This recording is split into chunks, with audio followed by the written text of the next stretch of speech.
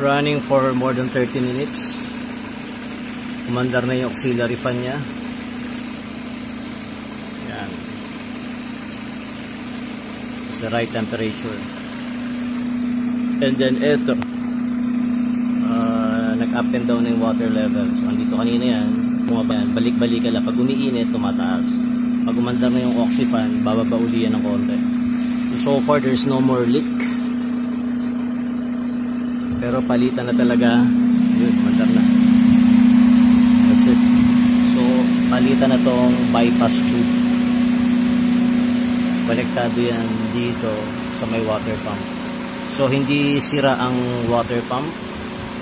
Hindi rin sira yung sensor dito.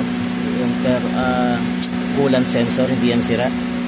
Ang sira talaga ng cause ng overheat is may leak coming from the bypass tube. Mga kinain na ng kalawang. Okay, pwedeng ibiyahe to, pero mga short distance lang. Hindi pwede pang long drive o pang probinsya.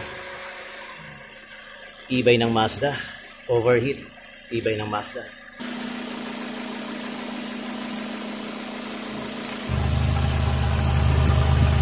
Galing ng Mazda. Good.